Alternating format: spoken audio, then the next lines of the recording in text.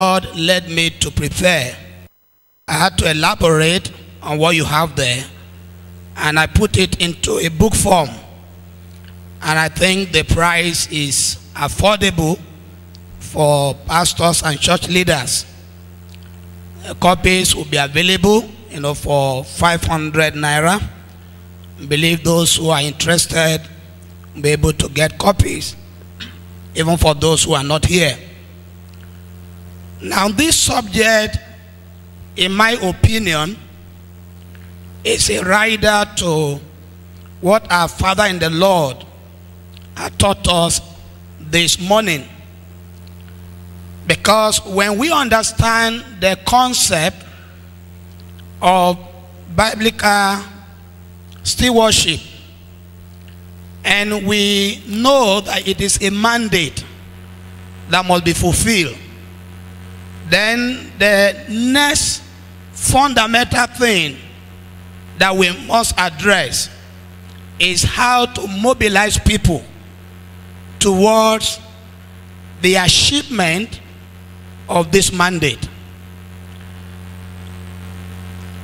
When we properly build the people will end up building a great church. But when we fail to build and we fail to mobilize, the people we fail to mobilize will be hijacked by the devil, even to pull down what we felt we have achieved in terms of building. And I'll be looking at this subject under some subheadings. I'll be looking at the call to this mobilization. I'll be looking at the concept of this mobilization, and I'll also be looking at the concern, what I believe must have been the concern in the hearts of our leaders before this topic emerged. And thereafter, I'll be looking at the challenges, the constraints that makes this concern, something we need to ponder upon again and again and see how we can make a change. And then I will also be looking at the commitment we must go away with from this conference. And thereafter, I will do the conclusion. The call. What is it that our leaders are calling us to respond to? That call has to do with the need to mobilize the human resources that are available in our churches. They are not talking about the human resources that are available elsewhere that we need to go and import. They are not talking about the available resources elsewhere that we need to send letters of invitation to come and join us. When you have a vision without the provision in terms of human resources, your vision will end up becoming a television. And when you have a group of people, and you fail to set a vision before them, you fail to cast a vision before them, the group of people will end up becoming a band of rebels. That's why we must consider this call as something that all of us must respond to. So that leads me to the concept of this topic. Human resources are the active and dynamic assets that are available to achieve the organizational goal in a church. Mobilization itself is when you engage a critical mass of people towards the achievement of the organizational goal. In other words, when you put people into movement, when you move them towards the goal that is already set, it means you are mobilizing the people. What is the church?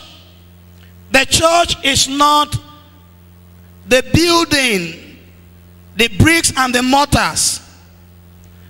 The church has to do with the people that are called out, the redeemed of the Lord. Those who have been called out of sin unto salvation. Those who have been called out of darkness unto light. Those who have been called out of the kingdom of darkness unto the kingdom of light.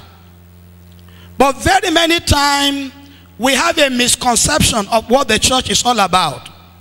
And that is why you see a pastor or a leader focusing so much attention on the bricks and mortars called the church building, to the neglect of the mobilization of the people. And that's one of the reasons why you may have a very great building. When the people are not mobilized, the enemy can come and divide them, and you may have two groups worshiping under the same roof, as you may have in some of our congregations today.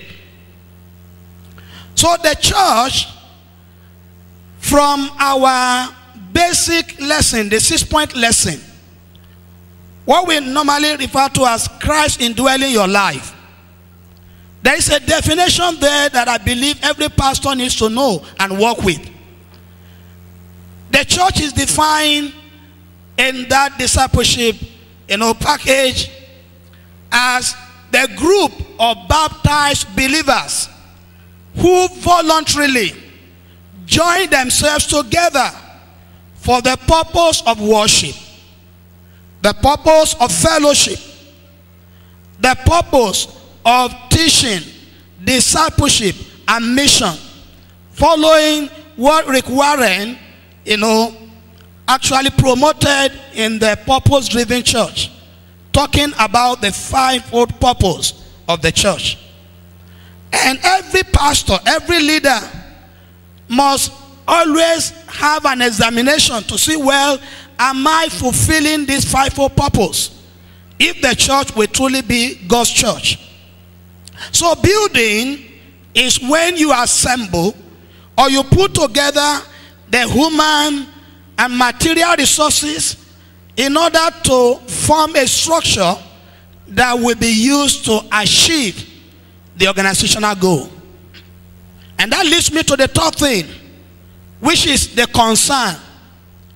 While I was praying and getting prepared for this, I had to ask myself, what are the concerns in the hearts of our leader before this topic was arrived at? And I was able to draw some concerns. Number one, that building a great church is not a happenstance.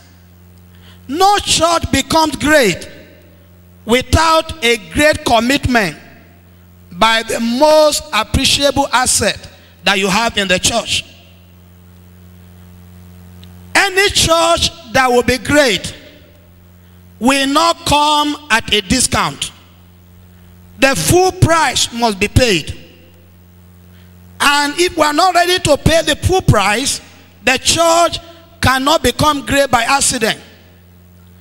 I have been in the Baptist church for a while, and I have discovered that sometimes we may have so many committees in the church without commitment. And this cannot build a great church. That's the number one concern. The number two concern is that, just like I said, you have so many committees without commitment. So commitment is a great challenge in our setting. And number three concern is because there is lack of commitment. Then you now have 20% of the population of the church that are engaged in the 80% of the work to be carried out in the church. And so when this happens again and again, the 20% becomes weary. And they are fed up and they want to give up. The number 4 concern is that even though you have 20% doing the work of 80% of the church, you still have a vast array of uncultivated human resources in our local churches.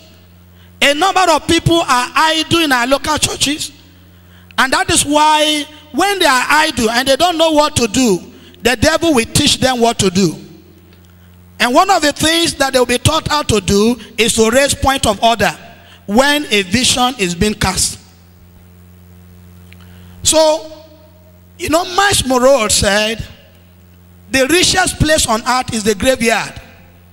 But I must also tell you that before they get to the graveyard, that the richest resources, we have them in our local churches that are not cultivated.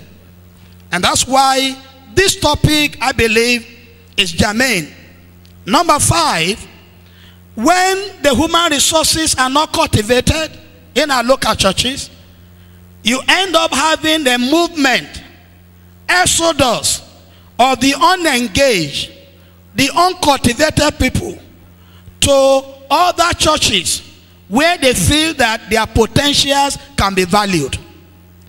And if we have this movement between one Baptist church and another, it wouldn't have been a concern.